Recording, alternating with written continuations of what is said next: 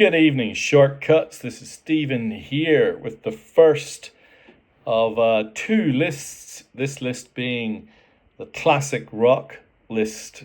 Price list will go out 9 p.m. Sydney time on Wednesday, February 5th. If you would like to be on the price list for this selection, drop me an email, shortcutsrecords@gmail.com. We now have over 300 members of the price list. So thank you all for showing an interest.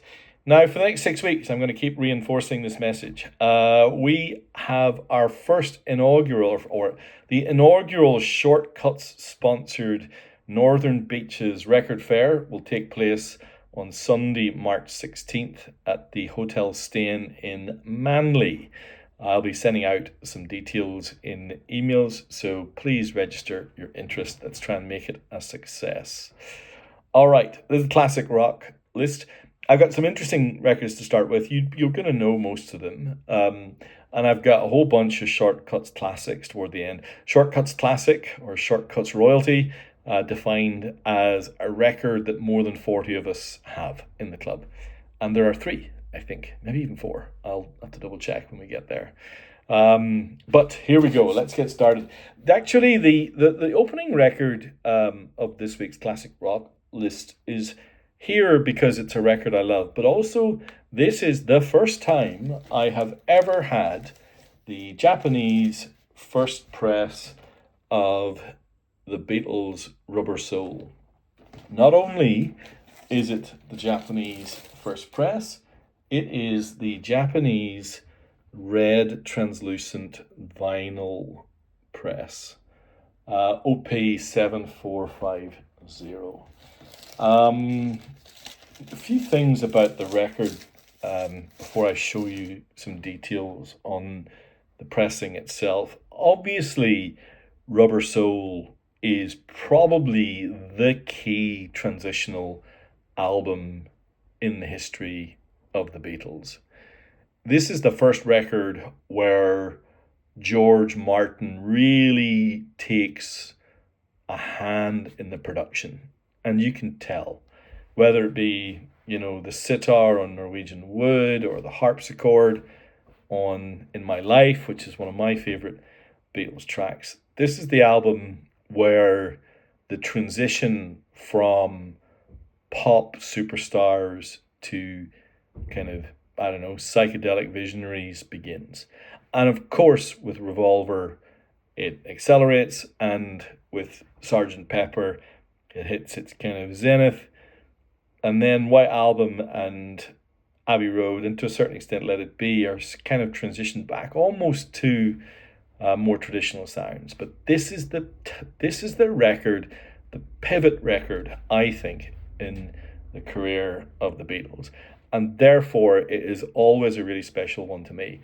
But it's complex because the various pressings around the world all had different track lists. So the US had different track lists. Some parts of Europe had different. There's the stereo versus mono. There's all sorts of ways to pursue your love of this record. If I had to pick a Beatles record, one, it probably would be Revolver, but Rubber Soul would not be far behind. I prefer it to Sgt. Pepper, White Album, and Let It Be, and it's probably equal to Abbey Road for me in terms of my ranking. Now, what's notable about the Japanese press is you don't get the hard cardboard that you're going to see in some subsequent records. It's got this kind of tip-on feel.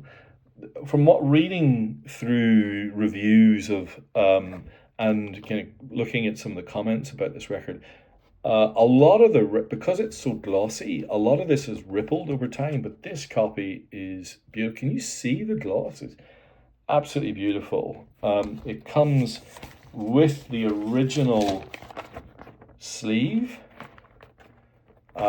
which is kind of like a fold-over sleeve. Can you see that?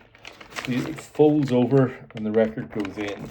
And on here, you've got a bunch of kind of, Nat King Cole and other types of records, and some Japanese compilations, but it also has the original 4-page lyric sheet.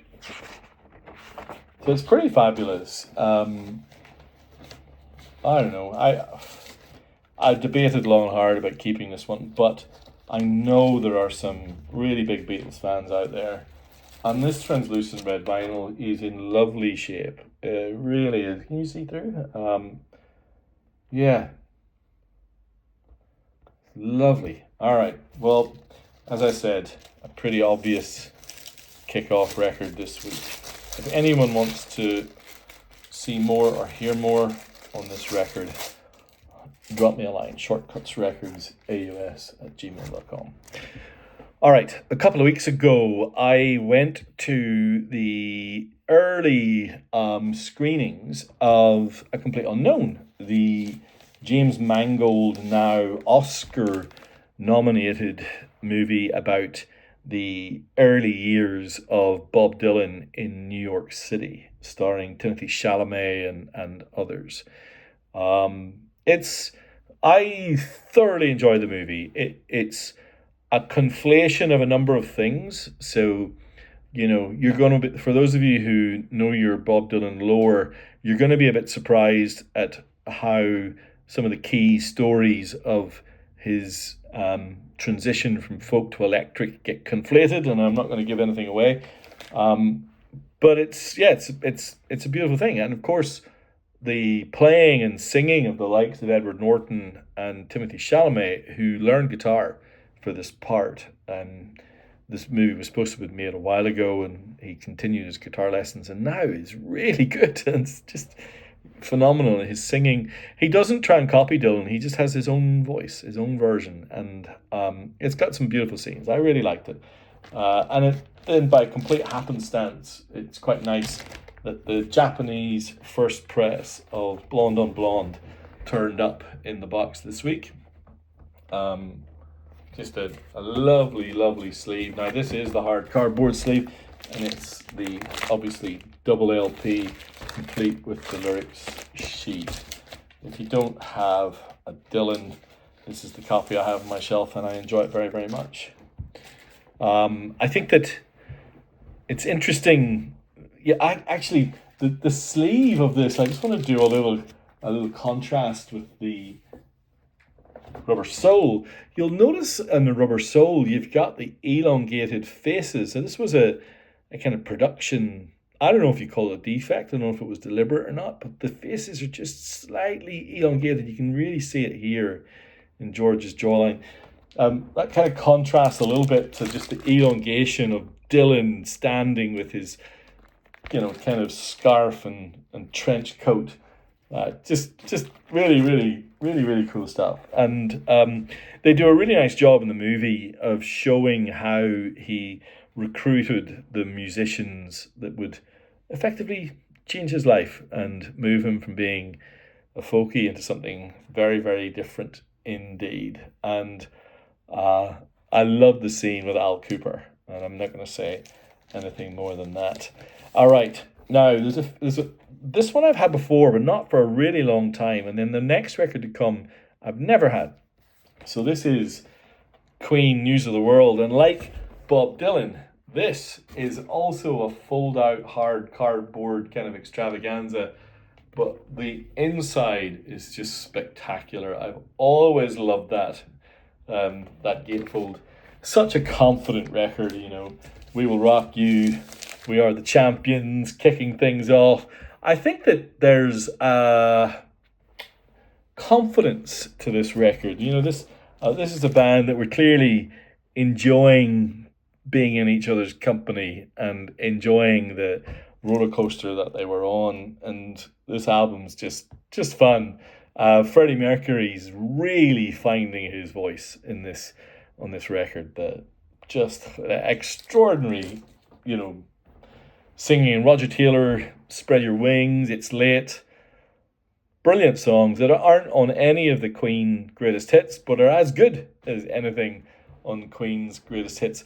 It's Frank Kelly, the artist who drew that sleeve. I just love it. I just think it's just fun. Really, really fun. Now, this next one, I've had to do a little bit of digging, even just to find out even the most cursory kind of notes about it, because I've never seen it before. It is a Japan only release from 1977, and it is called A Rolling Stone Gathers No Moss. The inside are a suite of really cool photos from the band back in the day. It obviously focuses more on kind of early 60s through to kind of mid to late 60s.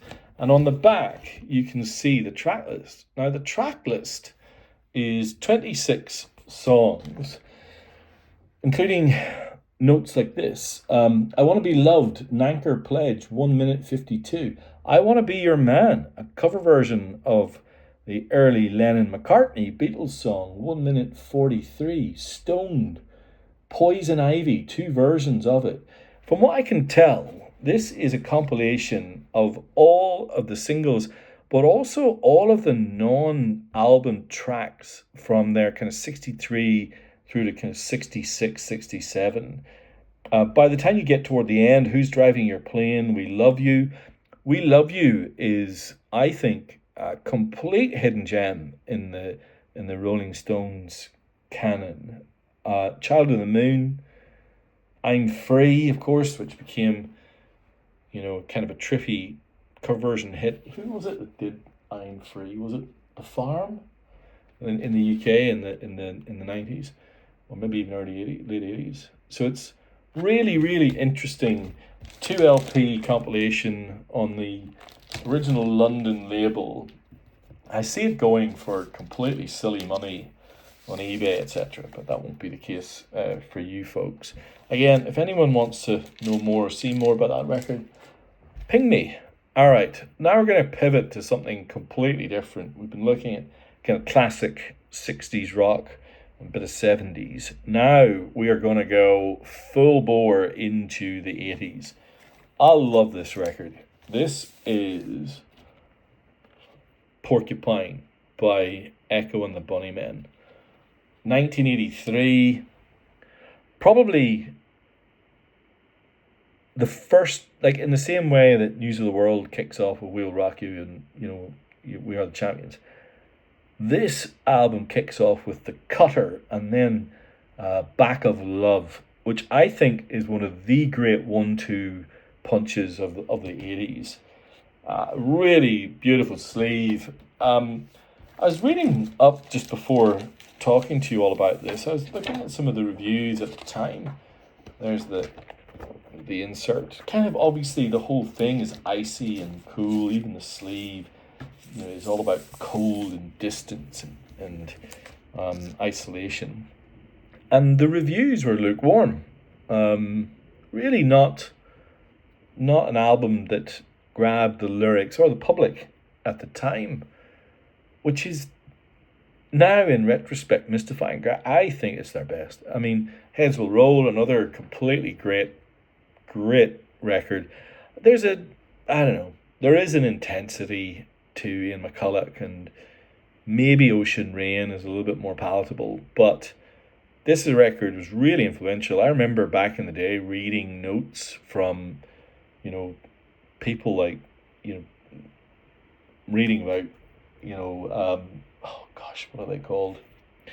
There's a more modern band, their name has just slipped my mind, who's really influenced by Arctic Monkeys, by Echo and the Bunnymen, and you can really hear that. I think it's developed a cult following. The Japanese First Press is excellent. If you don't know it, give it a spin. You might be really pleasantly surprised. All right, I have now 2 of my favorite Neil Young records. One I had recently, and there were a lot of you who were interested, which is this one, the Japanese First Press of On the Beach. Melissa's favorite Neil Young album, definitely my favorite Neil Young sleeve, probably my favorite Neil Young album. I don't know, it's so hard for me to say. I veer from left to right from north to south on Neil Young. Suffice to say, this is a masterpiece from start to finish. And again, like Porcupine, kind of overlooked. But I think I love every track. Ambulance Blues, Motion Pictures, Revolution Blues, all of them. The the opening track makes it sound almost like you're getting a little bit of Harvest like Walk On, this little bit of almost feel good, but then very soon you're in For the Turnstiles, listening to the airplane fly over. Brilliant album. And what's really great is it's a great record, and there is no better sounding press than the Japanese first. I've heard many copies of this, and that sounds great. As does this. Now, this is another underappreciated Neil Young record. This came out in 1970. This is after the gold rush. And really, he didn't take off to the next record, Harvest. But have a look at this. What an iconic image that is. After the gold rush is, well, you know, we've had this theme of kind of pivotal records in this list, and I think clearly After the Gold Rush is as well, because this was him proving that he could deliver a solo album. The first record, the Neil Young kind of his first self-titled, being a bit psychedelic, and it kind of still sounded a bit Buffalo Springfield, but this didn't. This sounded like Neil Young, and I love it. There's a whole bunch of spin-offs and album tracks and other things now. There's a lot of mythology around this record, After the Gold Rush, by the wonderful Neil Young. I've got 2 copies of that, so be quick and you can get one.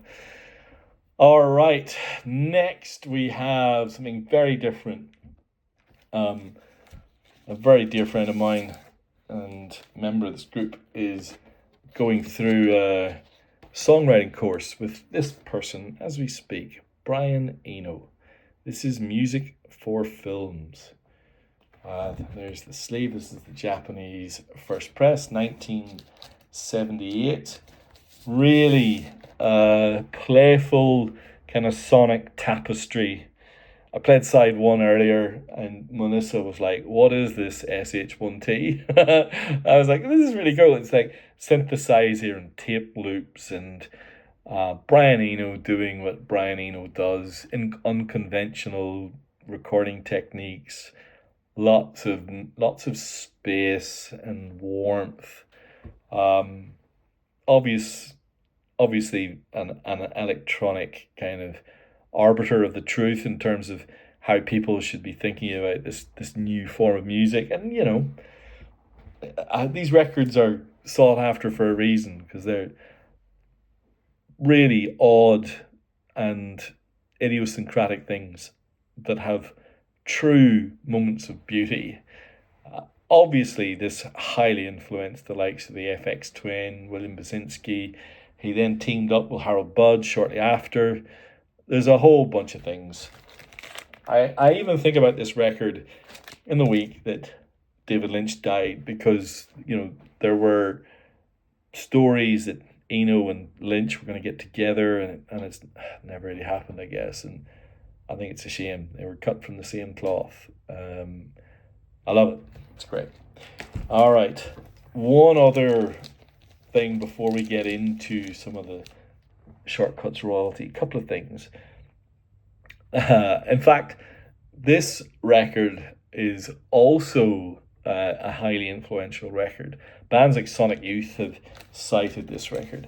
Now, you will know this man from the work that he did with the Mighty Television, but this is Tom Verlaine's Words from the Front. This is the first Tom Verlaine solo album that I ever heard. In fact, I heard this record before I heard the Television second record, Adventure, and I like this one a lot more. There's the insert on the original green and red Virgin label. I think this is one of the most underrated records that I've had on my list for quite some time. This is, he clearly probably did have a little bit of Eno influence, because there's a lot more kind of cinematic soundscape type work. It's not just the sparky guitar punk / prog of television. This is much more spacey and dynamic. You still hear the guitar in places, and you kind of go, all right, we know who you are, Mr. Villain. But I really like it. Some very intricate solos, some great songs. That strangulated voice that is what it is.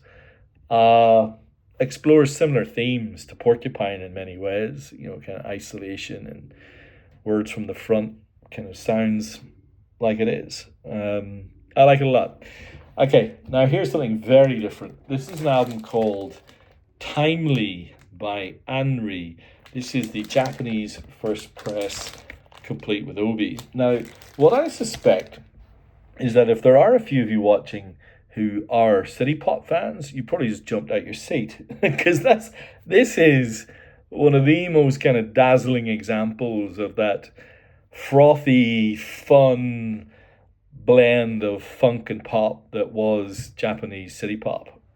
Highly sought after, very hard to find in this condition. Influential way beyond Japan. For those of you who know, maybe send me a comment if you know Timely by ANRI. Why is it so beloved? It's really cool. I hear Steely Dan for sure in this album, which is not something I would have expected. It's really analog and warm and squelchy. I don't know. Timely by ANRI. I'm looking forward to hopefully hearing from a few of you who might know this album. All right, now I have got a few Shortcuts royalty.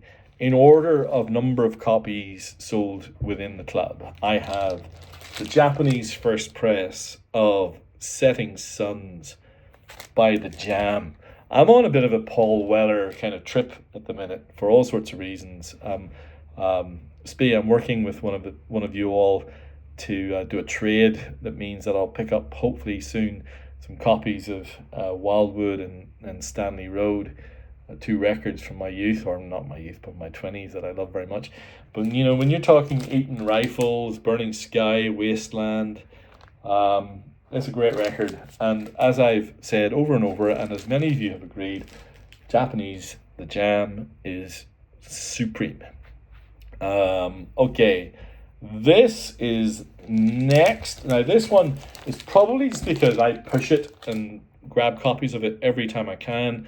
My favorite Kinks record. This is Muswell Hillbillies by the Kinks. This is their attempt to wrap their arms around country and blues and Americana in a Kinksian way. It's dark, twisted, brilliant, melodic. I just absolutely love it. It's so distinctive, so rewarding. Again, another record that had a lukewarm reception, but they were wrong. It is an absolute stone cold classic. I love it to bits. Opening track, 20th Century Man, is a pivotal track for me. All right, now these next two are the two most high-selling records in the history of Shortcuts. Second most high-selling is Cream, Wheels of Fire. Now, I hope that you can tell from the screen how incredibly beautiful that gold leaf is. This is the live at the Fillmore half of the Wheels of Fire double album. In the interior is this striking pink, kind of, I don't know, almost Mount Rushmore of the band. You get Crossroads, Spoonful, Train Time, and the completely bonkers Toad. It's just a striking record, truly beautiful. Anyone who's seen it in the flesh just buys it. And the highest selling in the classic rock. In fact, the highest selling in the soul box is the double LP compilation of the best of Otis Redding.